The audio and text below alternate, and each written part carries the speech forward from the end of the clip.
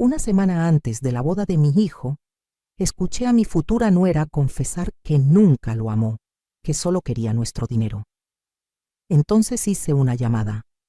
El día de la boda, cuando el padre hizo la pregunta sagrada, apareció un invitado inesperado, el marido del que ella nunca se había divorciado. Pero lo que nadie sabía es que yo ya conocía ese secreto desde hacía días y había preparado algo mucho más grande que solo cancelar una boda. Lo que hice ese día en el altar dejó a todos con la boca abierta, pero fue solo el comienzo de mi venganza. Sigue mi historia hasta el final y comenta la ciudad desde donde me estás viendo para saber qué tan lejos ha llegado mi relato. Todo comenzó un martes por la tarde. Había ido a la casa de mi hijo Diego para llevarle el mole que tanto le gustaba, ese que aprendí a hacer de mi abuela y que lleva 3 tipos de chiles diferentes. Diego vivía en un departamento moderno en Polanco, muy diferente a la casa familiar donde lo crié.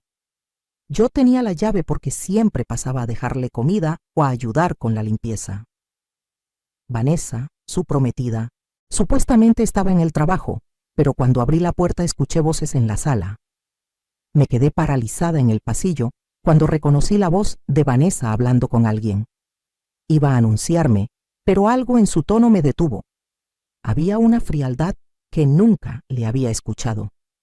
Hablaba por teléfono con el altavoz activado, y la otra voz era de mujer, su madrina de boda, según entendí después. Las palabras que escuché se me clavaron como puñales. Vanessa se reía, una risa burlona que me heló la sangre.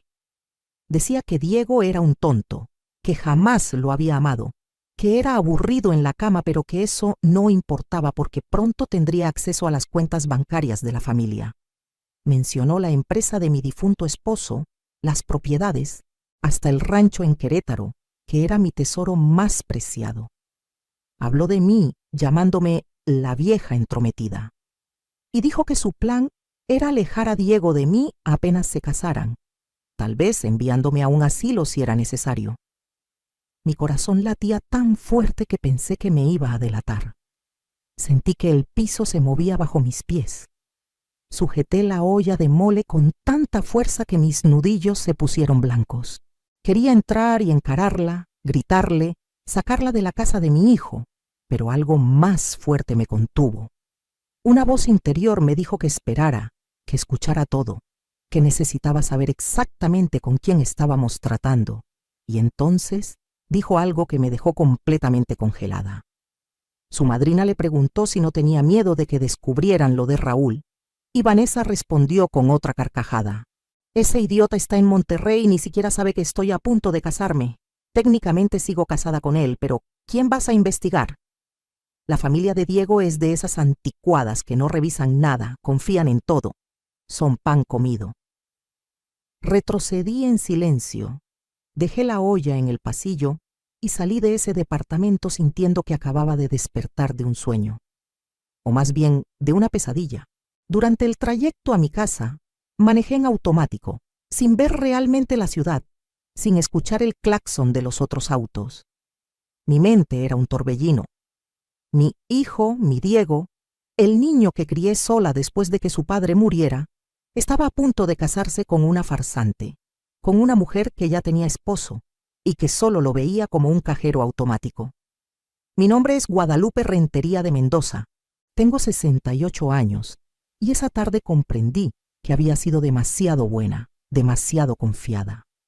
Desde que Diego me presentó a Vanessa hace 2 años, tuve esa sensación extraña en el estómago, ese presentimiento que las madres tenemos, pero que ignoramos, porque no queremos ser la suegra problemática, la que nunca acepta a nadie. Me tragué mis dudas porque mi hijo parecía feliz, porque ella se mostraba dulce y atenta cuando estábamos todos juntos, porque no quería ser esa madre controladora de la que todos hablan mal. Vanessa había llegado a nuestras vidas como una ráfaga de aire fresco, o eso parecía. Era bonita, 32 años, trabajaba supuestamente en mercadotecnia para una empresa internacional, siempre bien vestida, siempre con la sonrisa perfecta, siempre diciendo las palabras correctas. Me llamaba Mamá Lupita, con esa voz dulce que ahora me daba náuseas al recordar. Se ofrecía a ayudarme en la cocina durante las reuniones familiares, elogiaba mi sazón, me preguntaba por las recetas como si de verdad le importara aprender las tradiciones de la familia. Diego estaba completamente enamorado. Mi hijo es ingeniero, un hombre trabajador y noble como lo fue su padre. Después de la muerte de Roberto, mi esposo, cuando Diego tenía apenas 18 años, nos aferramos el uno al otro. Yo trabajé día y noche para mantener la empresa que Roberto había construido, una distribuidora de materiales de construcción que empezó siendo un pequeño negocio y que con los años se convirtió en algo grande. No fue fácil. Hubo noches en las que lloré de cansancio, tardes enteras haciendo cuentas en la mesa del comedor mientras Diego estudiaba. Hubo proveedores que quisieron aprovecharse de la viuda, competidores que pensaron que me quebrarían, pero les demostré a todos de qué estaba hecha Guadalupe Rentería. Saqué adelante esa empresa, pagué la universidad de Diego, mantuve la casa, cuidé a mi madre enferma hasta sus últimos días. Todo mientras me levantaba a las 5 de la mañana para preparar el desayuno, mientras iba a misa los domingos, mientras intentaba ser madre y padre al mismo tiempo. Diego se graduó con honores, empezó a trabajar en la empresa familiar y yo sentí que finalmente podía respirar. Mi hijo era un hombre de bien, exitoso, responsable. Solo faltaba que encontrara una buena mujer y formara su propia familia. Cuando apareció Vanessa, pensé que mis oraciones habían sido escuchadas. Qué tonta fui, qué ciega estuve. Ahora entendía todos esos pequeños detalles que había pasado por alto. Las veces que Vanessa preguntaba casualmente sobre las propiedades de la familia, su interés repentino en conocer al abogado que manejaba nuestros asuntos, cómo siempre encontraba la manera de mencionar que Diego debería tener más acceso a las cuentas bancarias porque ya era tiempo de que tomara las riendas del negocio. Incluso había sugerido que yo debería retirarme, disfrutar mi vejez, viajar, descansar, todo con esa sonrisa perfecta y esa voz melosa que ahora reconocía como puro veneno. Recordé la vez que la llevé al rancho en Querétaro, ese pedazo de tierra que Roberto y yo compramos con nuestros primeros ahorros, donde pasábamos los fines de semana, donde Diego aprendió a montar a caballo. Vanessa caminó por toda la propiedad haciendo preguntas sobre los límites del terreno, sobre el valor de la tierra en esa zona, sobre si había algún documento que estableciera a Diego como heredero. Yo respondí orgullosa, sin sospechar nada, contándole que por supuesto todo era para mi hijo, que él era mi único heredero, que algún día todo eso sería suyo y de su familia. Me sentí como la peor tonta del mundo durante los días siguientes. No podía dormir, no podía comer. Cada vez que veía a Diego, me dolía el alma. Él estaba tan emocionado con la boda, tan lleno de planes y sueños. Hablaba de los hijos que tendría con Vanessa, de cómo yo sería la abuela más amorosa, de cómo finalmente formaría la familia que siempre había deseado. Y yo tenía que sentarme a escucharlo mientras mi corazón se partía en pedazos, porque sabía la verdad. Lo peor era ver a Vanessa actuar, porque ahora que sabía lo que realmente pensaba, podía ver la actuación. La forma en que tocaba el brazo de Diego con aparente cariño, pero sus ojos estaban vacíos. Cómo se acurrucaba contra él en el sofá cuando yo estaba presente, pero yo notaba que su mente estaba en otro lado. Las veces que me abrazaba y me llamaba Mamá Lupita, mientras probablemente calculaba cuánto tiempo más tendría que soportarme antes de poder deshacerse de mí. La primera señal real debía haberla visto meses atrás, durante la cena de pedida de mano. Vanessa llegó con sus padres, una pareja humilde de Nesa que se veían incómodos en nuestra casa de las Lomas. La madre de Vanessa apenas hablaba, y cuando lo hacía era para disculparse por todo. El padre estaba claramente intimidado, pero Vanessa se movía en nuestra casa como si ya fuera la dueña, señalando los cuadros, los muebles, haciendo comentarios sobre cómo modernizaría la decoración cuando viviera ahí. Diego se reía, pensando que era lindo que su novia ya se sintiera parte de la familia. Yo forcé una sonrisa, mientras algo en mi interior se retorcía incómodo. Luego estaban las constantes indirectas sobre mi edad. Mamá Lupita, debes estar tan cansada de trabajar tanto. A tu edad deberías estar descansando. Ay, suegrita, con los años que tienes ya no deberías preocuparte por la empresa. Deja que Diego se haga cargo. Siempre con esa sonrisa, siempre haciéndolo sonar como preocupación genuina. Pero ahora entendía que estaba sembrando la semilla, preparando el terreno para apartarme de mi propio negocio, de mi propio dinero, de mi propia vida. Los preparativos de la boda habían sido otro campo de batalla que no reconocí como tal hasta ese momento. Vanessa quería todo en grande, todo caro, todo ostentoso. La Basílica de Guadalupe para la ceremonia, el salón más exclusivo de la ciudad para la recepción, un vestido de diseñador que costaba más que un auto. Y cada vez que yo sugería algo más modesto, más acorde con nuestras tradiciones familiares, ella hacía un puchero y Diego salía a defenderla. Mamá, es su día especial. Solo se casa una vez. Si él supiera que Vanessa ya había tenido su día especial con tal Raúl en Monterrey.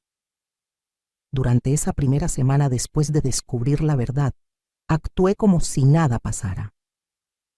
Sonreí en las reuniones familiares, asentí cuando Vanessa hablaba de sus planes de luna de miel en Europa, abracé a mi hijo cuando me contaba lo feliz que era, pero por dentro algo había cambiado. Ya no era la Guadalupe ingenua y confiada. Me había despertado algo que llevaba dormido mucho tiempo, algo que nació en mí cuando tuve que enfrentar sola el mundo después de la muerte de Roberto.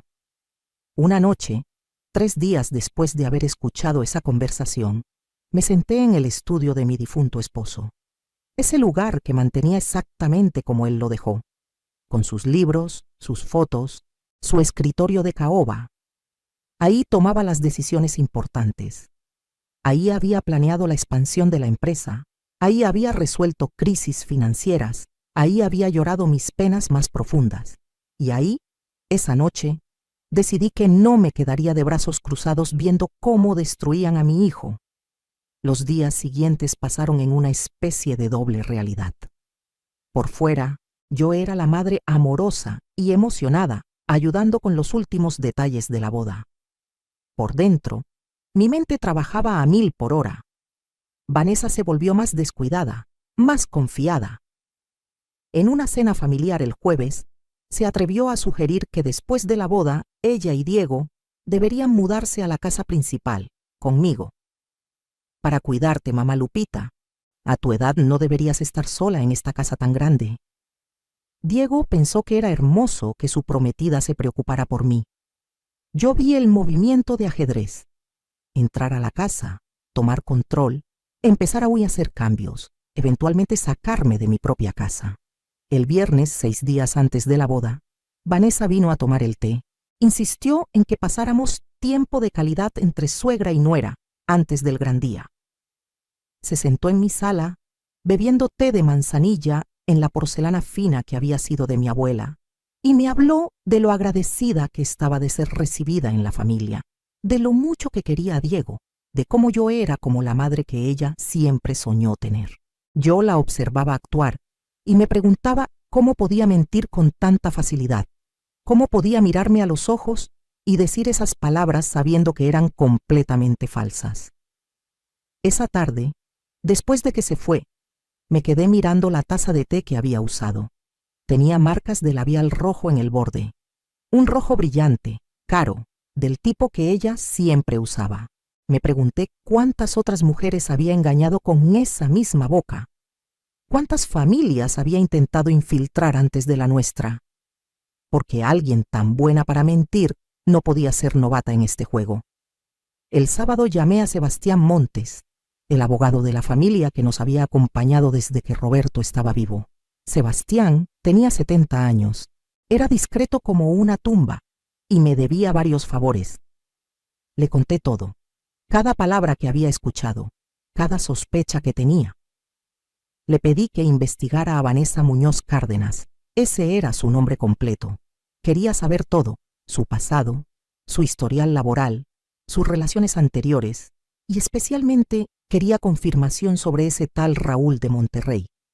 Sebastián no hizo preguntas innecesarias. Simplemente dijo: «Déjamelo a mí, Lupita. Si hay algo que encontrar, lo encontraré». Y agregó algo que me dejó pensando. Siempre supe que había algo raro en esa muchacha. Los ojos no mienten, y los de ella nunca sonreían de verdad. El domingo fui a misa como cada semana.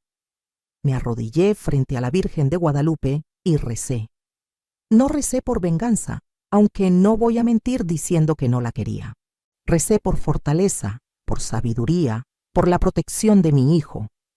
Le pedí a la Virgencita que me guiara, que me mostrara el camino correcto, porque una cosa era saber la verdad y otra muy distinta era decidir qué hacer con ella.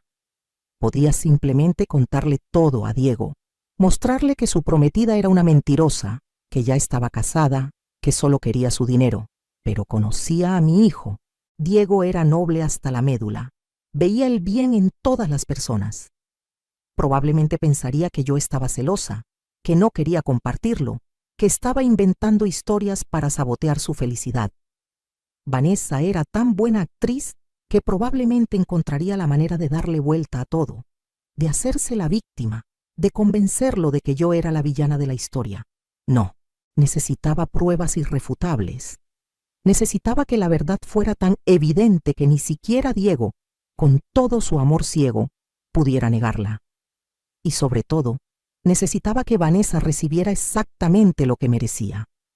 El lunes por la mañana, Sebastián me llamó. Su voz sonaba grave, preocupada. «Lupita, necesito verte hoy mismo. Lo que encontré es peor de lo que pensabas». Nos reunimos en su oficina a las 3 de la tarde. Ahí, sentada frente a su escritorio de nogal, mientras el ventilador del techo giraba lentamente en el calor de mayo, Sebastián extendió frente a mí una carpeta llena de documentos que cambiarían todo. Vanessa Muñoz Cárdenas estaba efectivamente casada con Raúl Ochoa Méndez desde hacía 6 años. Se habían casado en Monterrey cuando ella tenía 26 años. Nunca se habían divorciado. El matrimonio seguía vigente, legal, registrado. Pero eso no era todo. Vanessa había intentado este mismo esquema al menos 2 veces antes. En Guadalajara, hace 3 años, había estado comprometida con el hijo de un empresario textil. La boda se canceló cuando la familia descubrió inconsistencias en su historia. En Puebla, 1 año después, intentó casarse con un viudo dueño de una cadena de farmacias, pero algo salió mal y desapareció antes de la boda. Había más. Vanessa no trabajaba en ninguna empresa de mercadotecnia. Ese trabajo era inventado. Vivía de las tarjetas de crédito que Diego le había dado, de los préstamos que le pedía para supuestas emergencias familiares, del dinero que mi hijo le daba sin pensarlo 2 veces, porque creía en ella, porque la amaba. Sebastián también había encontrado a Raúl. El pobre hombre no tenía idea de que su esposa estaba en la Ciudad de México a punto de casarse con otro. Pensaba que Vanessa estaba trabajando en el extranjero, que por eso no se comunicaba mucho. Incluso le enviaba dinero ocasionalmente cuando ella le inventaba alguna crisis. Raúl era mecánico, un hombre trabajador y humilde que había sido víctima del mismo engaño que ahora intentaban con nosotros. Miré todos esos documentos extendidos sobre el escritorio y sentí una mezcla de furia y determinación que nunca antes había experimentado. Esta mujer no solo estaba engañando a mi hijo, estaba arruinando vidas con una frialdad calculadora que me aterraba. ¿Cuántos hombres más habían caído en su trampa? ¿Cuántas familias había intentado destruir? Le pregunté a Sebastián, ¿qué podemos hacer legalmente? Él se recostó en su silla y juntó las manos frente a su rostro. Podemos detener la boda, presentar estos documentos, denunciarla por bigamia e intento de fraude. Vanessa podría enfrentar cargos penales, pero Lupita hizo una pausa significativa. Necesitas pensar en Diego. Esto lo va a destruir. El escándalo va a ser enorme. Toda la familia, los amigos, los invitados, Todos van a enterarse de que fue engañado de la peor manera. Sabía que Sebastián tenía razón. Mi hijo quedaría humillado públicamente. Su corazón se rompería en 1000 pedazos. Su confianza en las personas, esa hermosa cualidad que heredó de su padre, se haría añicos. Y sin embargo, ¿qué alternativa tenía? Dejar que se casara con ella, permitir que Vanessa entrara legalmente a nuestra familia, que tuviera acceso a todo, que eventualmente me alejara de mi hijo y lo dejara en la ruina. Esa noche no pude dormir. Di vueltas en la cama hasta que el amanecer empezó a colarse por las cortinas. En algún momento de la madrugada, mientras escuchaba el canto de los pájaros que anunciaban el nuevo día, tomé una decisión. No iba a simplemente detener la boda. Iba a asegurarme de que Vanessa recibiera una lección que nunca olvidaría, una que le impidiera hacerle esto a alguien más. El martes en la mañana llamé nuevamente a Sebastián. Localiza a Raúl Ochoa, le dije. Necesito hablar con él. Sebastián dudó un momento, pero luego accedió. Para el miércoles tenía el número telefónico de Raúl. Lo llamé esa misma tarde, con el corazón latiéndome tan fuerte que pensé que se me iba a salir del pecho. Raúl contestó con voz cansada. Probablemente acababa de salir del taller mecánico donde trabajaba.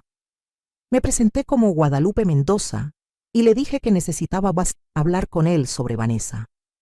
Hubo un silencio largo del otro lado de la línea. Finalmente, Raúl preguntó: ¿Le pasó algo? ¿Está bien? Mi corazón se apretó escuchando la preocupación genuina en su voz. Este hombre todavía se preocupaba por la mujer que lo estaba traicionando del peor modo posible. Le dije que Vanessa estaba bien físicamente, pero que había algo que él necesitaba saber, algo que yo necesitaba mostrarle. Le pedí que viniera a la Ciudad de México. Yo pagaré todo, le dije. Tu transporte, tu hospedaje, todo. Solo necesito que vengas el sábado. Raúl estaba confundido, pero algo en mi voz debe haberle transmitido la urgencia de la situación. Accedió a venir. Le di la dirección de un hotel cerca de mi casa y le prometí que todo tendría sentido cuando nos viéramos en persona. El jueves, 4 días antes de la boda, Vanessa organizó su despedida de soltera. Un grupo de amigas, la mayoría de ellas tan superficiales como ella, fueron a un spa de lujo en Santa Fe. Vanessa subió fotos a sus redes sociales con hashtags como Último Día de Libertad y Futura Esposa Mendoza. Me etiquetó en una foto donde aparecíamos juntas de semanas atrás, con un mensaje dulce sobre lo afortunada que era de tener una suegra como yo. Los comentarios la felicitaban, decían que éramos afortunadas de tenernos, si ellos supieran.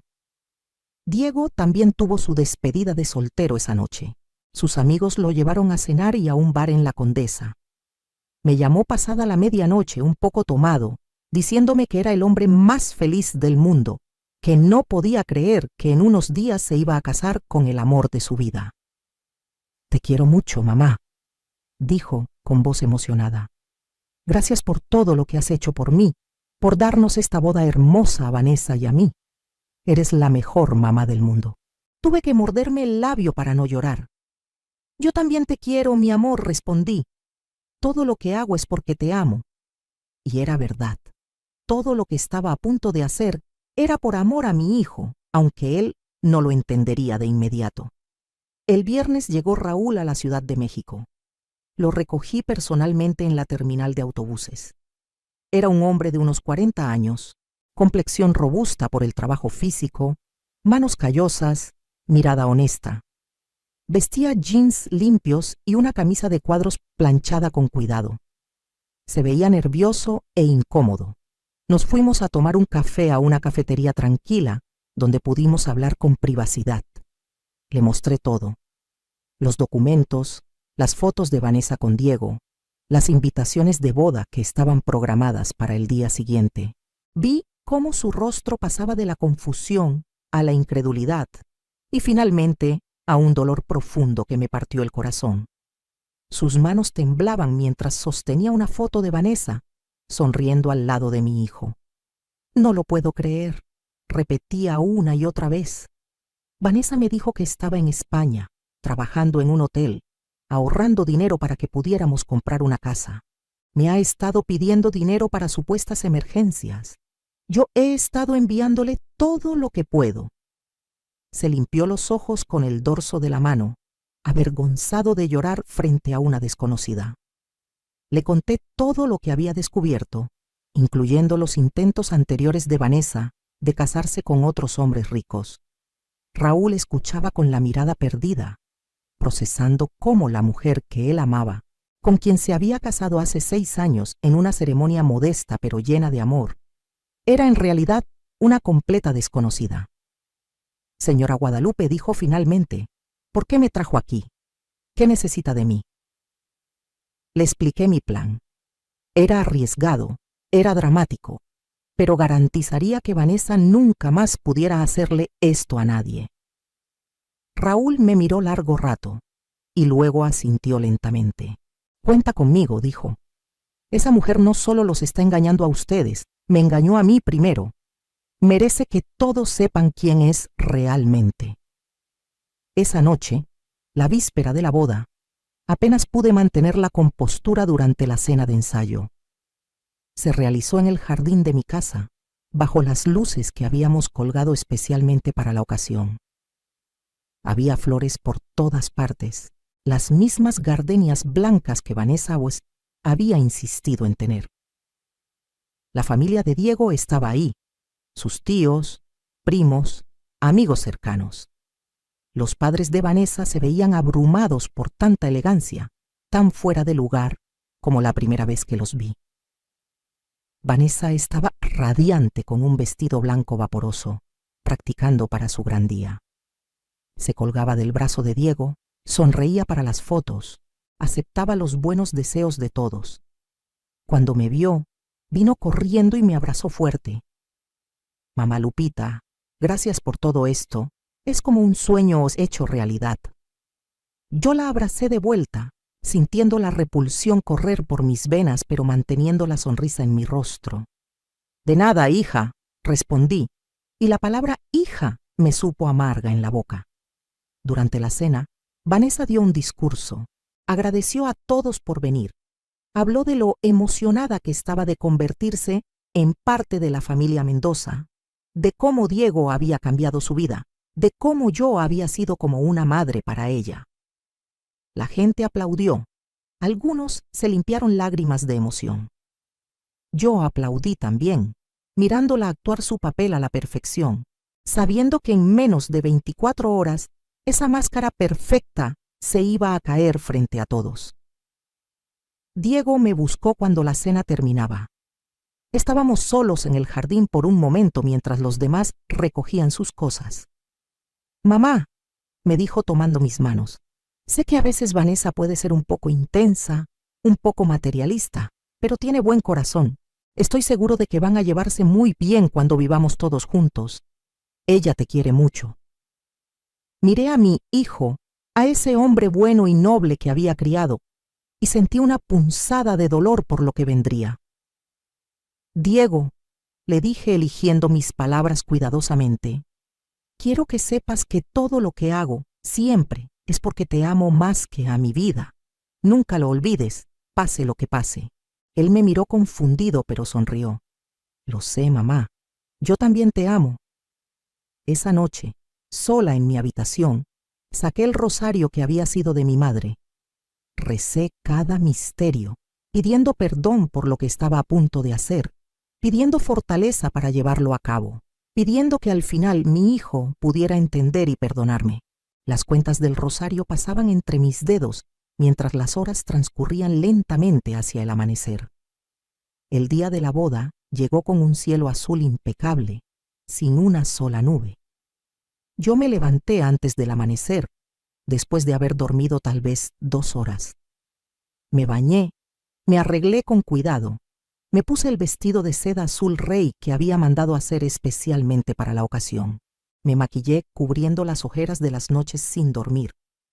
Cuando me miré al espejo, vi a una mujer que parecía tranquila y feliz, lista para la boda de su hijo. Nadie podría imaginar la tormenta que se avecinaba. La ceremonia estaba programada para las 5 de la tarde en la Basílica de Guadalupe. Vanessa había insistido en ese lugar porque era lo más prestigioso, aunque ninguno de los dos era particularmente religioso. Habíamos invitado a casi 300 personas. La crema innata de la sociedad mexicana estaría ahí: empresarios, políticos, familias de abolengo. Vanessa quería el espectáculo, la demostración de poder y riqueza. Bueno, iba a tener su espectáculo, solo que no del tipo que esperaba. Llegué temprano a la basílica. El lugar estaba siendo decorado exactamente como Vanessa lo había exigido. Rosas blancas importadas, listones de seda, velas en candelabros de plata. La coordinadora de eventos corría de un lado a otro, asegurándose de que cada detalle fuera perfecto. Los músicos afinaban sus instrumentos. Todo estaba saliendo según el plan, al menos el plan que todos conocían. Sebastián llegó poco después. Traía consigo más documentos, todo lo que necesitaríamos. También había coordinado con Raúl, quien estaba hospedado en un hotel cercano, esperando mi señal. ¿Estás segura de esto, Lupita?, me preguntó Sebastián por última vez. Todavía podemos manejarlo de manera más privada, evitar el escándalo público. Negué con la cabeza. No, Sebastián, tiene que ser así. Vanessa escogió hacer esto público, escogió esta basílica, estos invitados, este circo. Que sea en el mismo escenario que ella montó donde se revele quién es realmente.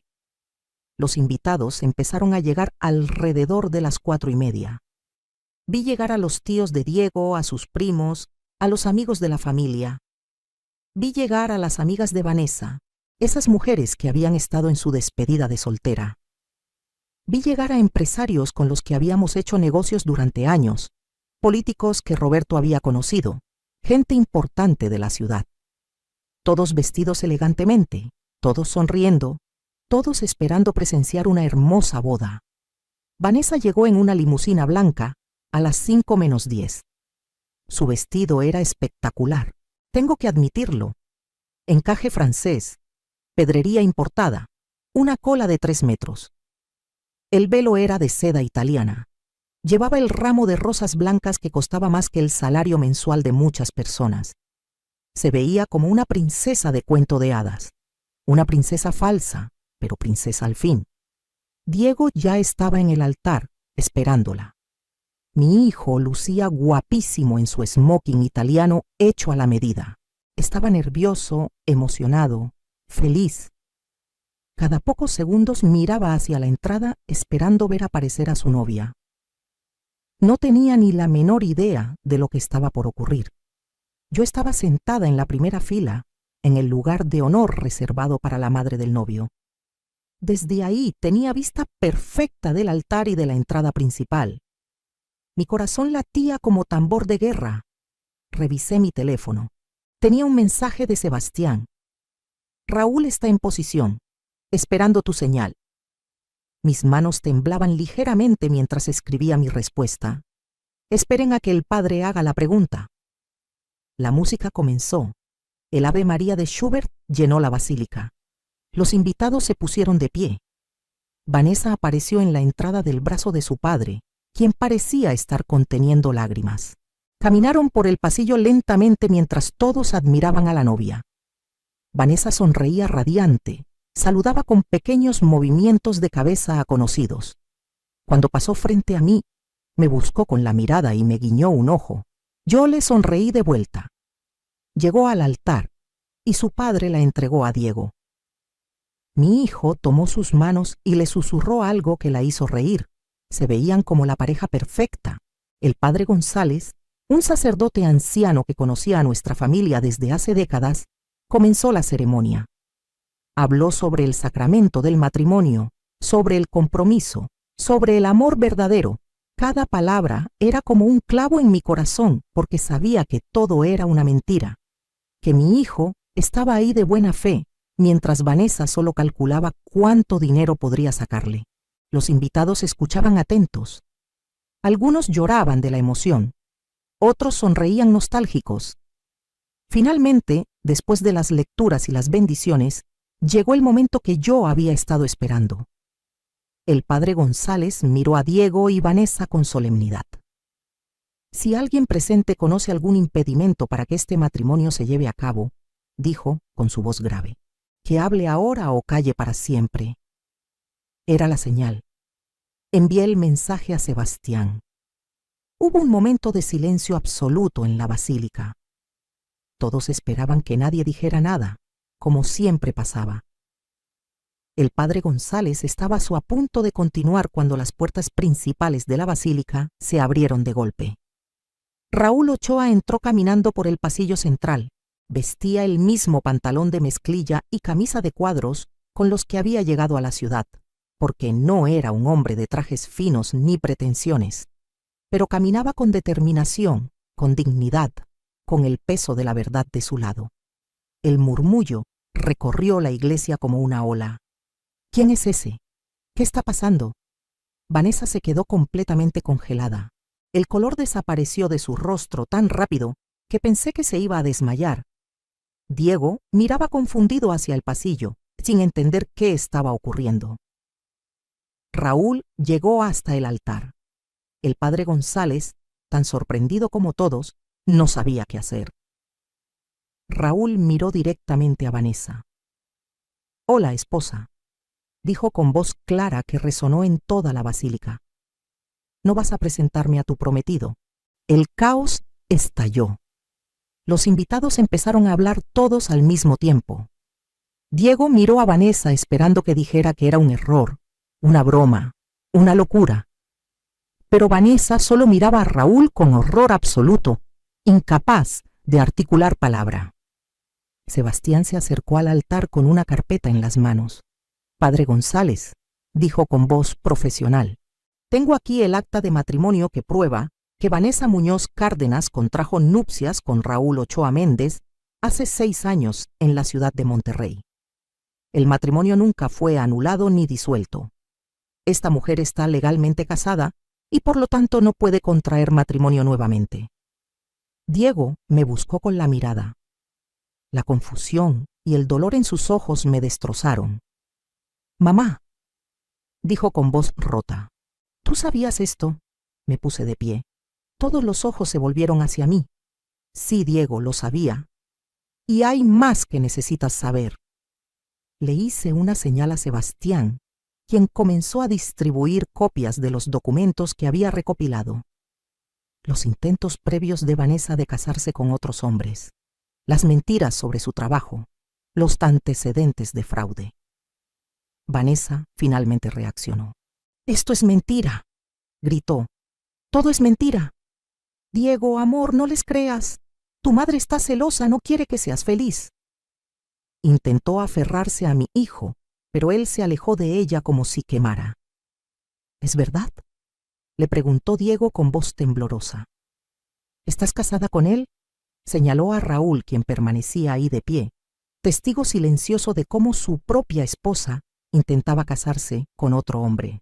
Vanessa abrió la boca, pero no salieron palabras.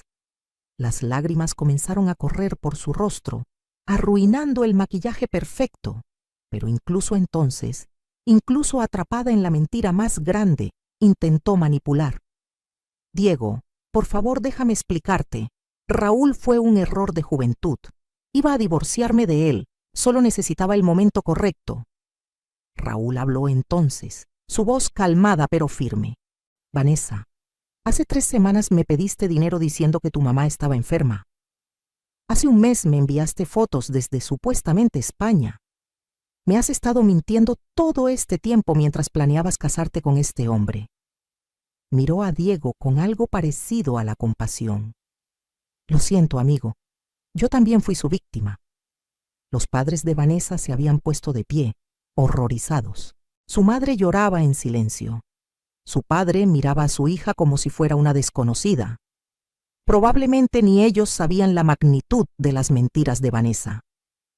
Uno de los invitados, el director de un periódico local, había comenzado a tomar fotos con su teléfono. Otros hacían lo mismo. La boda del año se había convertido en el escándalo del año en cuestión de minutos. Vanessa lo notó y el pánico en sus ojos se intensificó.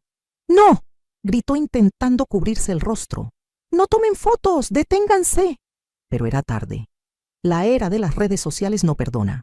En minutos, el hashtag boda falsa comenzaría a ser tendencia en México. Diego finalmente encontró su voz. «Fuera», le dijo a Vanessa con una calma helada que nunca le había escuchado. «Sal de aquí ahora». Vanessa intentó acercarse nuevamente. «Diego, por favor, podemos hablar, podemos arreglar esto». Él levantó una mano deteniéndola. «He dicho que te vayas. No quiero volver a verte nunca». Pero yo no había terminado, porque la humillación pública de Vanessa era solo una parte de lo que había planeado. Me acerqué al altar y saqué de mi bolso otro documento. «Antes de que te vayas, Vanessa», dije con voz clara, «hay algo más que todos deben saber». Vanessa me miró con odio puro. Ya no había rastro de la nuera dulce y cariñosa. «¿Qué más quieres, vieja metiche?», escupió las palabras. «¿No es suficiente con arruinar mi boda?». Sonreí fríamente. «Tu boda era falsa desde el inicio, así que no arruiné nada. Pero quiero que todos sepan exactamente qué tipo de persona eres». Me volví hacia los invitados. Hace una semana escuché por casualidad a Vanessa hablando con su madrina. En esa conversación, confesó que nunca amó a mi hijo. Dijo textualmente que Diego era un tonto, que era aburrido, pero que no importaba porque pronto tendría acceso al dinero de la familia Mendoza. Planeaba alejarme de mi hijo y posiblemente enviarme a un asilo. El murmullo de indignación recorrió la basílica.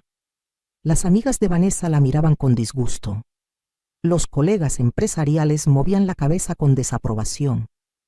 Además, continué, Vanessa mintió sobre su empleo. No trabaja en mercadotecnia ni en ninguna empresa internacional. Ha estado viviendo del dinero que le daba Diego, usando las tarjetas de crédito que él le dio con tanta confianza. Inventaba emergencias familiares para sacarle más dinero. Le pedía dinero también a su verdadero esposo, Raúl, con historias inventadas. Es básicamente una estafadora profesional. Sebastián intervino nuevamente. Tengo documentos que prueban al menos 2 intentos previos de contraer matrimonio fraudulento con hombres de familias adineradas en Guadalajara y Puebla. En ambos casos, se hizo pasar por soltera cuando en realidad seguía casada con el señor Ochoa. En ambos casos, el objetivo era claramente el dinero. Vanessa había perdido completamente la compostura. Ya no intentaba defenderse o manipular la situación. Simplemente lloraba histérica, su hermoso vestido de novia arrugándose, su maquillaje corrido por todo el rostro. «Ustedes no entienden», sollozaba. «Crecí pobre, sin nada. Solo quería una vida mejor. ¿Es tan malo querer no ser pobre?». Su madre se acercó y la abofeteó. El sonido resonó en la basílica silenciosa. «¿Así te criamos tu padre y yo?», dijo la señora Muñoz con voz quebrada. «Para que seas una mentirosa y una ladrona. Éramos pobres, pero siempre fuimos honestos. Esto es tu vergüenza, no la nuestra». Tomó a su esposo del brazo. «Vámonos, viejo. Esta muchacha ya no es nuestra hija». Los padres de Vanessa caminaron hacia la salida con la cabeza alta a pesar del dolor evidente en sus rostros. Eran gente humilde pero digna, y su hija los había avergonzado frente a toda esa gente de sociedad que probablemente los intimidaba. Raúl también se preparaba para irse. Se acercó a Diego y le extendió la mano. «De verdad lo siento, amigo. Sé lo que se siente amarla y descubrir que todo era mentira». Diego, aún en shock, estrechó la mano de Raúl. «Gracias por venir. Sé que no fue fácil». Raúl asintió y luego me miró. «Señora Guadalupe, gracias por abrirme los ojos. Voy a iniciar el proceso de divorcio mañana mismo. Esa mujer ya me robó suficientes años de mi vida». Ahora solo quedaba Vanessa, de pie en el altar vestida de novia, completamente sola, con 300 testigos de su humillación. La coordinadora de eventos se acercó tímidamente. «Señora Mendoza, ¿qué hacemos con la recepción? Todo está listo en el salón». Miré a Diego, quien parecía una estatua de dolor. Cancela todo, le dije a la coordinadora. Envía la comida a un refugio de mujeres, las flores también, que al menos algo bueno salga de este desastre. Vanessa finalmente empezó a caminar hacia la salida. Nadie se movió para ayudarla. Nadie mostró compasión. Caminó sola por ese pasillo que minutos antes había recorrido triunfante del brazo de su padre. Ahora era el camino de la vergüenza. Cuando pasó junto a mí, se detuvo. «Te odio», susurró con veneno. «Arruinaste todo». La miré directamente a los ojos. «No, Vanessa, tú arruinaste todo con tus mentiras. Yo solo me aseguré de que enfrentaras las consecuencias». Salió de la basílica y algunos invitados la siguieron con sus teléfonos, grabando todo. Supe que para la mañana siguiente, videos de Vanessa llorando y huyendo estarían en todas las redes sociales, en todos los programas de chismes. Su cara sería reconocida en todo el país. Nunca más podría intentar este tipo de estafa. Los invitados comenzaron a dispersarse. Algunos se acercaron a darme su apoyo. «Hiciste lo correcto, Lupita. Esa mujer era una víbora. Pobre Diego, menos mal que lo descubriste a tiempo». Otros simplemente se fueron rápido, incómodos con todo el drama, ansiosos por llegar a sus casas y contarle a todos sobre la boda más escandalosa que habían presenciado. Diego seguía en el altar, inmóvil. Me acerqué a él lentamente. «Hijo», dije suavemente. Él me miró y en sus ojos vi algo que me destrozó: traición. No hacia Vanessa, hacia mí. «¿Por qué, mamá?», preguntó con voz rota. «¿Por qué así? ¿Por qué frente a todos? ¿Por qué no me dijiste en privado?». Era la pregunta que sabía que vendría, la que había estado preparándome para responder. «Porque si te lo decía en privado», expliqué con calma, «Vanessa habría encontrado la manera de convencerte de que yo estaba mintiendo, de que estaba celosa, de que quería separarte de ella. Habría llorado, habría actuado, habría inventado explicaciones. La conoces, Diego, o creías conocerla. Sabes lo convincente que puede ser. Necesitaba que vieras la verdad de una manera que no pudieras negar, que no pudieras racionalizar». Diego cerró los ojos. Lágrimas corrían por sus mejillas. «Me amaba», susurró. «Yo creí que me amaba». Mi corazón se partió al verlo así. «Lo sé, mi amor. Y siento mucho que hayas tenido que descubrir así que ella nunca te amó. Pero mejor ahora que después de casarte, después de que tuviera acceso legal a todo, después de que te hubiera destruido financiera y emocionalmente». Sebastián se acercó discretamente. «Diego, si quieres podemos presentar cargos penales contra Vanessa. Intento de fraude, bigamia, hay suficiente evidencia». Diego negó con la cabeza. «No, solo quiero que desaparezca de mi vida, que nunca más sepa de ella». Sebastián asintió comprensivamente. «Muy bien, pero voy a asegurarme de que firma documentos renunciando a cualquier reclamo sobre ti o la familia. Y voy a hacer que se corra la voz en ciertos círculos sobre quién es realmente, para proteger a otros posibles víctimas». Ayudé a Diego a quitarse el smoking cuando llegamos a casa. Se veía tan perdido, tan roto. «¿Cómo no me di cuenta, mamá?», preguntaba una y otra vez. «¿Cómo pude ser tan ciego?». Le preparé té de tila, igual que hacía cuando era niño y tenía pesadillas. «Porque eres bueno, Diego, porque ves lo mejor en las personas, porque amas con todo tu corazón. Esas no son debilidades, hijo, son cualidades hermosas». Vanessa las explotó, pero eso habla mal de ella, no de ti. Esa noche Diego lloró en mis brazos como no lo hacía desde que era pequeño. Lloró por el amor que creyó tener, por los sueños que se habían destruido, por la humillación pública, por la confianza traicionada. Yo lo sostuve y lloré con él, por mi hijo herido, pero también de alivio porque lo había salvado a tiempo. Los días siguientes fueron una tormenta mediática. La historia estaba en todos los noticieros, en todas las revistas de espectáculos. La novia bígama le llamaban a Vanessa. Su foto, llorando en su vestido de novia mientras huía de la basílica, se volvió viral. Los memes eran despiadados. Los programas de televisión invitaban a expertos a analizar el caso. Algunos me criticaban por la manera pública en que lo manejé. Podría haberlo hecho más discretamente, decían. Pero la mayoría entendía. Las mujeres especialmente entendían. Esa madre protegió a su hijo de una cazafortunas. Escribían en las redes sociales. Hizo lo que tenía que hacer.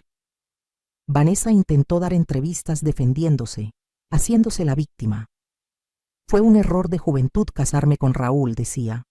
Sí amaba a Diego, solo que también necesitaba estabilidad económica. Pero nadie le creyó. Las evidencias eran demasiado claras, sus mentiras demasiado obvias. Eventualmente desapareció de las redes sociales, de la ciudad. Alguien me dijo que se había mudado al norte, tal vez a Tijuana, con un nuevo nombre, intentando empezar de nuevo. No me importó mientras estuviera lejos de mi hijo. Raúl sí inició su proceso de divorcio. Me mantuvo informada por respeto. Gracias a usted, señora Guadalupe, pude cerrar ese capítulo de mi vida, me dijo en una de nuestras últimas conversaciones. Ahora sé que hay que tener los ojos bien abiertos. El amor no tiene que ser ciego.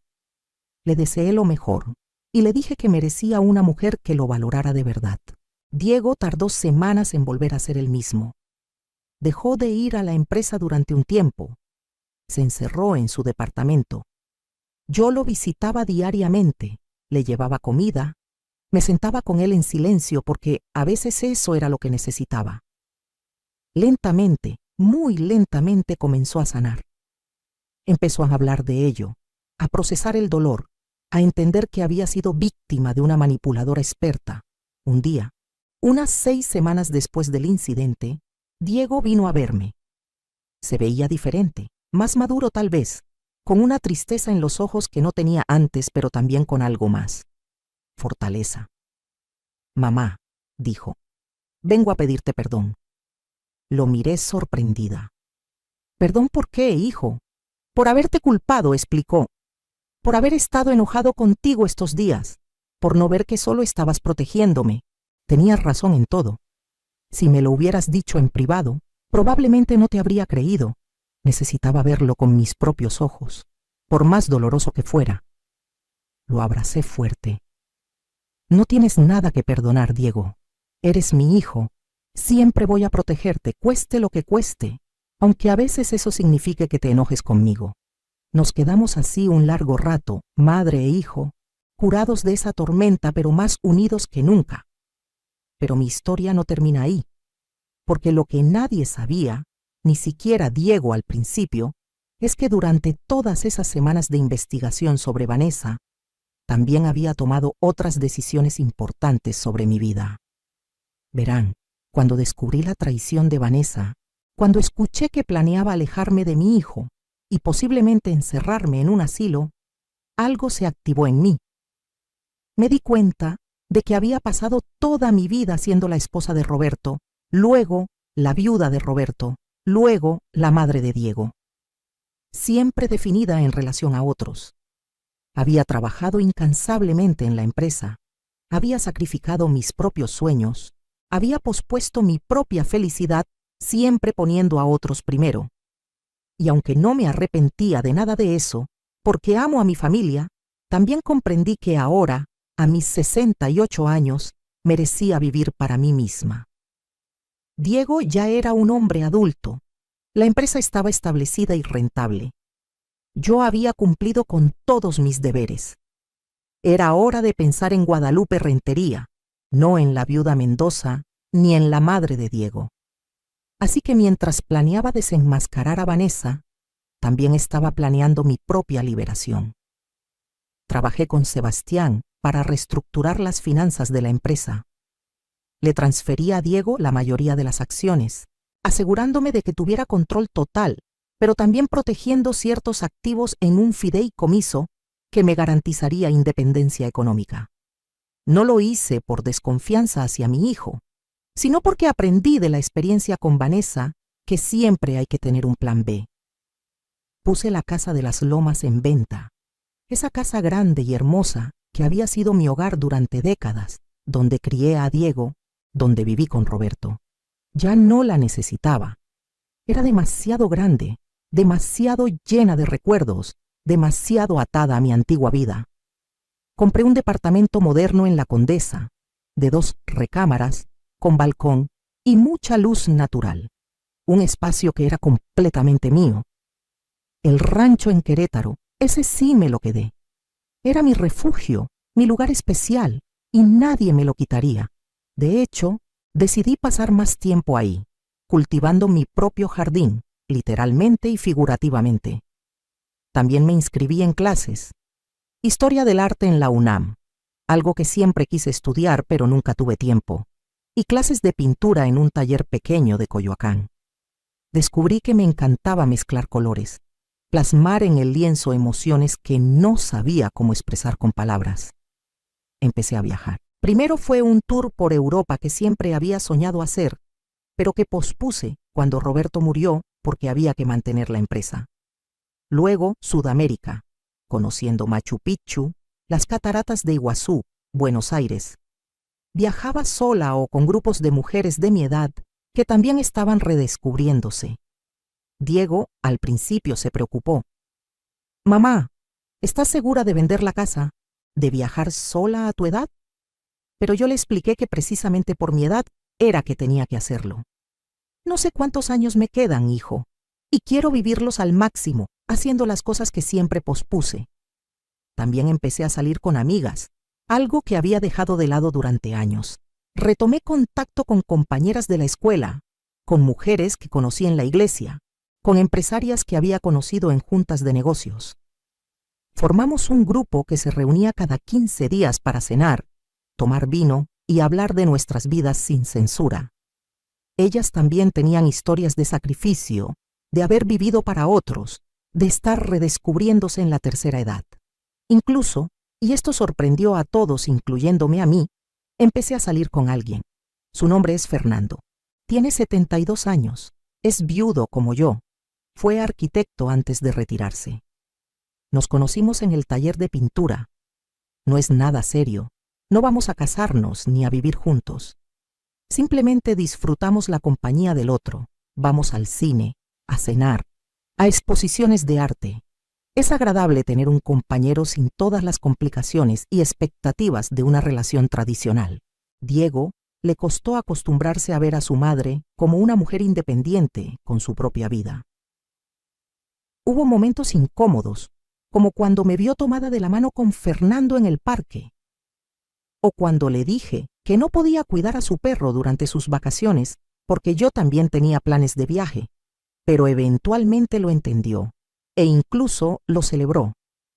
«Mamá», me dijo un día mientras tomábamos café en mi nuevo departamento, «pasé de estar molesto porque sacaste a Vanessa de mi vida a estar agradecido porque no solo me salvaste de ella, sino que también te salvaste a ti misma.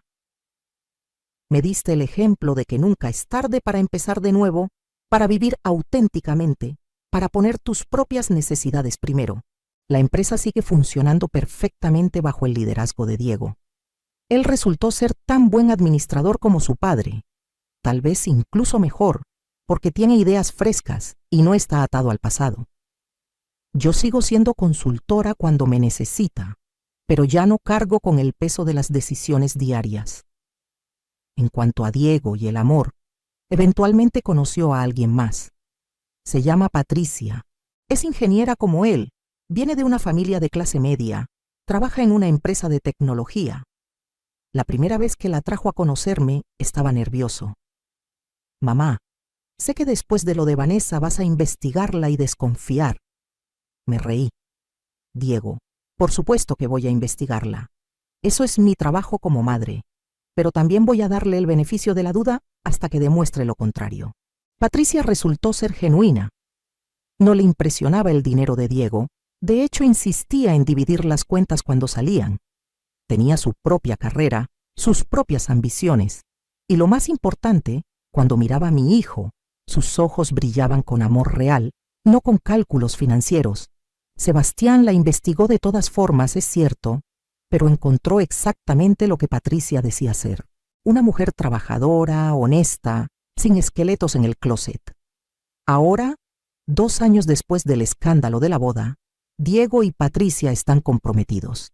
Tendrán una ceremonia pequeña, íntima, solo familia cercana y amigos de verdad.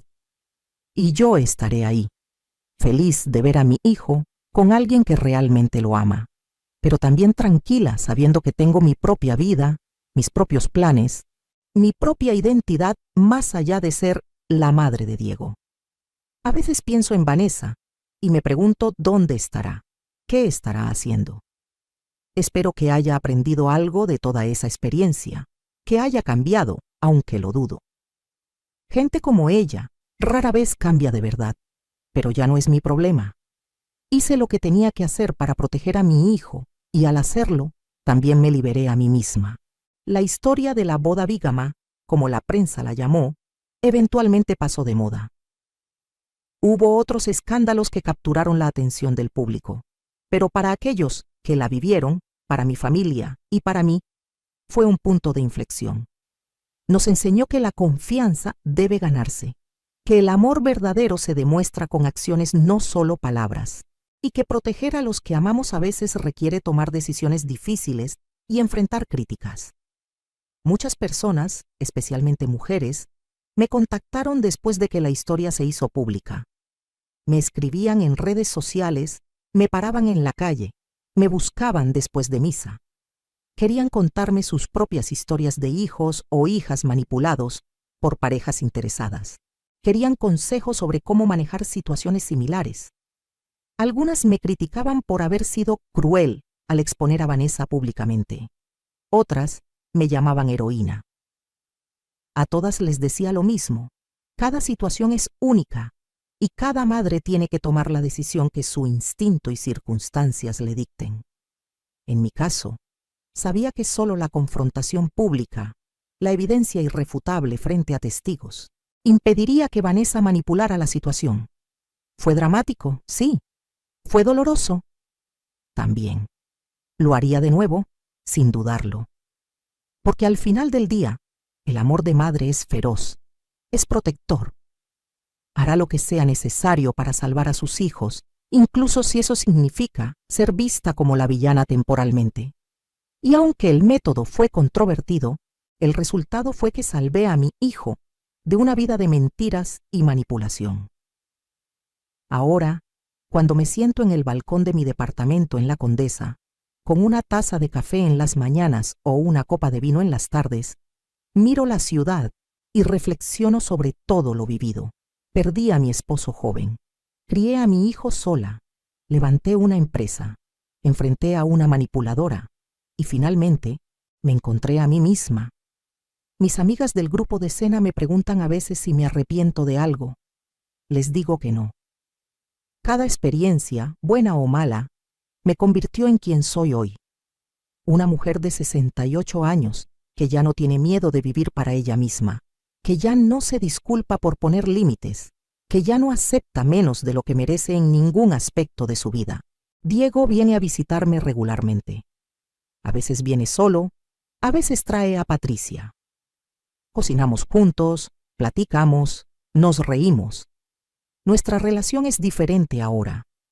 Ya no soy solo su madre que lo cuida y protege. Ahora somos dos adultos que se respetan mutuamente, que disfrutan de la compañía del otro sin la dinámica de dependencia que teníamos antes. El rancho en Querétaro se convirtió en mi santuario. Paso al menos 2 fines de semana al mes ahí. Planté un jardín de rosas, igual que el que tenía mi abuela. Tengo gallinas que ponen huevos frescos todas las mañanas.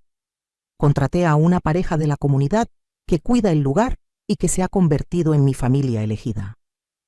Doña Marta cocina las mejores tortillas hechas a mano que he probado. Y don Ramiro me enseñó a reparar cercas y cuidar el huerto. Ahí, rodeada de naturaleza, lejos del ruido de la ciudad, es donde realmente encuentro paz.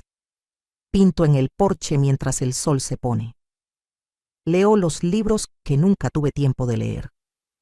Simplemente existo, sin presiones, sin expectativas, sin tener que ser nada más que Guadalupe. Fernando viene a visitarme al rancho a veces. Nos sentamos en el porche con café y pan dulce, y él me cuenta historias de sus propios hijos y nietos, de su carrera como arquitecto, de los edificios que diseñó que todavía están de pie en la ciudad. Yo le cuento sobre la empresa, sobre Diego, sobre las lecciones aprendidas. No hay presión romántica, no hay planes de futuro compartido, solo dos personas mayores disfrutando del presente. La gente joven no entiende este tipo de relación. Piensan que a nuestra edad ya no deberíamos buscar compañía romántica, o que si la buscamos, debe ser con intención de casarse de nuevo. Pero nosotros sabemos mejor. Sabemos que la compañía es valiosa sin necesidad de certificados o compromisos. Sabemos que el amor puede tomar muchas formas y que a nuestra edad, la forma más valiosa es la que nos da alegría sin complicaciones. Mis clases de historia del arte me abrieron un mundo completamente nuevo. Descubrí que tengo pasión por el arte virreinal mexicano. Paso horas en museos estudiando las obras, entendiendo el contexto histórico, apreciando la maestría de los artistas coloniales. Incluso estoy considerando escribir un pequeño libro sobre el tema, no para publicar necesariamente, sino por el puro placer de investigar y escribir. El taller de pintura también me cambió. Nunca seré una gran artista, pero no importa. Lo que importa es que cuando pinto, estoy completamente presente en el momento. Los problemas desaparecen. El tiempo se detiene. Solo existen los colores, el lienzo y yo. Es meditativo, es sanador, es mío. Viajo al menos 3 veces al año ahora. El año pasado fui a Japón con un grupo de mujeres de mi edad. Caminamos por templos antiguos, comimos sushi fresco en el mercado de pescado, nos bañamos en aguas termales. Este año tengo planeado ir a Grecia, otro sueño de toda la vida. Diego se preocupa a veces. Mamá, ¿y si te enfermas estando tan lejos? Le recuerdo que tengo un seguro médico excelente y un teléfono celular, y que viví 68 años para finalmente hacer estas cosas. No voy a dejar que el miedo me detenga ahora. La casa de las Lomas se vendió a una familia joven con 3 hijos. Me dio nostalgia verlos mudarse, ver a los niños corriendo por el jardín donde Diego jugaba, imaginando las memorias que crearían ahí. Pero también sentí paz. Esa casa pertenecía a mi pasado, a una versión de mí que ya no existe. Mi departamento en La Condesa representa mi presente y futuro, espacio que diseñé completamente según mis gustos, no según lo que se esperaba de mí. La reestructuración financiera que hice resultó ser brillante. Tengo suficiente dinero para vivir cómodamente el resto de mi vida sin tener que preocuparme. Diego tiene la empresa y está haciéndola crecer de maneras que yo nunca imaginé. Y lo más importante, ninguno de los dos depende financieramente del otro. Somos una familia unida por amor, no por necesidad económica. A veces, en las reuniones familiares o eventos sociales, alguien saca el tema de la boda que nunca fue. Se ha convertido en una especie de leyenda urbana. ¿Escuchaste de la mujer que desenmascaró a su nuera bígama en el altar? La historia se cuenta y se vuelve a contar, cada vez con detalles más exagerados. Yo simplemente sonrío y cambio el tema. Ya no necesito revivir ese drama. Cumplió su propósito, pasamos la página. Diego y Patricia planean tener hijos pronto. La idea de ser abuela me emociona, pero también me he asegurado de establecer límites saludables desde el principio. Les dije claramente, voy a ser una abuela amorosa y presente, pero también tengo mi propia vida. No voy a ser la niñera de tiempo completo, ni voy a dejar mis planes para cuidar a los niños siempre que ustedes lo necesiten. Podemos coordinarnos, pero con respeto mutuo a nuestros tiempos y espacios. Patricia lo entendió perfectamente. De hecho, me admira por ello. Me dijo una vez, Lupita, eres el ejemplo de la mujer que quiero ser cuando tenga tu edad. Independiente, segura, viviendo la vida en tus propios términos. Diego también ha aprendido a respetar mis límites de maneras que nunca pensé posibles antes del incidente con Vanessa. El negocio está mejor que nunca. Diego implementó tecnologías nuevas, expandió a mercados que yo no había considerado, contrató gente joven con ideas frescas. A veces me consulta sobre decisiones grandes, y me encanta poder aportar mi experiencia sin tener el peso de la responsabilidad final. Es liberador ser consultora en lugar de jefa. Doné generosamente a causas que me importan, un refugio para mujeres víctimas de violencia doméstica, un programa de becas para mujeres mayores que quieren retomar sus estudios, una fundación que ayuda a viudas a iniciar pequeños negocios. Roberto habría estado orgulloso de ver su dinero usado de esta manera, ayudando a otros, creando oportunidades. En las noches, antes de dormir, a veces pienso en todo el camino recorrido, desde esa tarde terrible cuando escuché a Vanessa confesar sus verdaderas intenciones, hasta este momento de paz y plenitud. Fue un viaje doloroso pero necesario. Me forzó a despertar, a tomar acción, a reclamar mi propia vida. Si pudieran hablar con mi yo del pasado, con esa Guadalupe que se sacrificaba constantemente sin pensar en ella misma, le diría: está bien poner límites, está bien decir no, está bien vivir para ti misma sin sentirte culpable. Tu valor no está determinado solo por lo que haces por otros, sino por quién eres como persona. También le diría: confía en tus instintos. Si algo se siente mal, probablemente lo es. No ignores esas señales solo por quedar bien o evitar conflictos, porque esas pequeñas incomodidades que sentí con Vanessa desde el principio eran mi intuición tratando de advertirme. Aprendí a escuchar más a esa voz interior y le diría: nunca es tarde para empezar de nuevo, para perseguir sueños pospuestos, para convertirte en quien realmente quieres ser. La edad es solo un número, y 68 años con sabiduría valen más que 30 años con ingenuidad. Mis amigas del grupo de escena tienen historias similares de despertar tardío. Rosa descubrió su pasión por la danza folclórica a los 70. Mercedes inició un pequeño negocio de repostería a los 65. Angélica se divorció de su esposo infiel después de 40 años de matrimonio y ahora viaja por el mundo sola. Somos un grupo de mujeres que nos negamos a ser invisibles, que nos negamos a aceptar que nuestros mejores años quedaron atrás. La sociedad mexicana tradicional no sabe qué hacer con mujeres como nosotras. Se supone que debemos ser las abuelitas abnegadas que cocinan para toda la familia los domingos, que cuidan a los nietos sin quejarse, que viven a través de los logros de sus hijos y nietos. Y aunque amamos a nuestras familias profundamente, también nos amamos a nosotras mismas.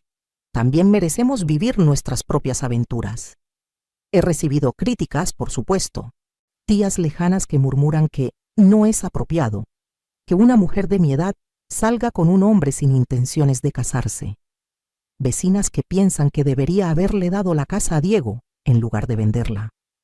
Conocidas que sugieren que mis viajes son egoístas y que debería estar ahorrando ese dinero para mis futuros nietos. A todas les sonrío amablemente y sigo haciendo exactamente lo que quiero, porque aprendí que no puedes complacer a todos y que la gente que te critica por vivir auténticamente generalmente lo hace porque tienen miedo de hacer lo mismo. Sus críticas dicen más de sus propias limitaciones y miedos que de mis decisiones. Diego me contó hace poco que Patricia le preguntó si alguna vez me culpaba por cómo manejé la situación con Vanessa. Su respuesta me llenó de orgullo. Al principio sí estaba molesto por el escándalo público, pero ahora entiendo que mi mamá hizo exactamente lo que tenía que hacer. Me salvó de un matrimonio falso, me abrió los ojos, y de paso se salvó a ella misma de convertirse en víctima de Vanessa también. Es la mujer más fuerte que conozco. Escuchar eso, saber que mi hijo finalmente entiende y aprecia las decisiones que tomé, fue mejor que cualquier vindicación pública, porque al final, su opinión es la única que realmente importa en todo este asunto. La lección más grande que aprendí de toda esta experiencia es que el amor verdadero, ya sea de madre, de pareja, de amigo, nunca busca destruir o controlar. El amor verdadero quiere lo mejor para el otro, incluso cuando eso es difícil o doloroso. Vanessa no amaba a Diego, lo veía como un objeto, un medio para alcanzar sus fines. Eso no es amor, es explotación. Y también aprendí que amarte a ti mismo no es egoísmo, es necesario. Durante décadas me vacié cuidando de otros, y casi permito que alguien como Vanessa aprovechara eso para destruir a mi hijo. Solo cuando comencé a valorarme a mí misma, a poner límites, a reclamar mi propia vida, pude realmente proteger a Diego de manera efectiva. Ahora, cuando miro hacia el futuro, veo posibilidades en lugar de obligaciones. Veo viajes por hacer, libros por leer, pinturas por crear, experiencias por vivir. Veo nietos que conocer y amar sin perderme a mí misma en el proceso. Veo una relación con Fernando que puede crecer o no, pero que por ahora me trae alegría. Veo amigas con quienes reír y llorar. Veo una vida plena en mis propios términos. Y cuando llegue mi último día, quiero mirar atrás sin arrepentimientos. Quiero saber que viví completamente, que amé profundamente, que me defendí a mí misma y a los que amo, que no dejé que el miedo o las expectativas sociales dictaran mis decisiones. Quiero saber que fui Guadalupe Rentería de Mendoza, no solo la esposa de alguien o la madre de alguien, sino una mujer completa por derecho propio. Así que a todas las mujeres que lean o escuchen mi historia, especialmente a las de mi generación, que fueron criadas para servir y sacrificarse sin cuestionar, les digo, nunca es tarde. Nunca es tarde para despertar, para reclamar tu vida, para perseguir tus sueños, para poner límites, para amarte a ti misma tanto como amas a otros. Y a las madres preocupadas por sus hijos adultos les digo, confíen en sus instintos. Si algo se siente mal, investiguen. Protejan a sus hijos, pero también enséñenles a protegerse a sí mismos. Y sepan que la mejor manera de amar a sus hijos es también amarse a ustedes mismas. Modelar una vida balanceada donde el sacrificio no significa autodestrucción. ¿Qué harías tú en mi lugar? Si descubrieras que alguien está manipulando a tu hijo o hija, ¿cómo lo manejarías? ¿Confrontación privada o pública? ¿Dejarías que tu hijo tome sus propias decisiones y aprenda de sus errores? ¿O intervendrías activamente? No hay respuestas fáciles, pero me encantaría conocer tus pensamientos. Comenta abajo qué opinas de mi historia, qué habrías hecho diferente, o si has vivido algo similar. Y recuerda, nunca es tarde para vivir auténticamente y proteger a los que amas.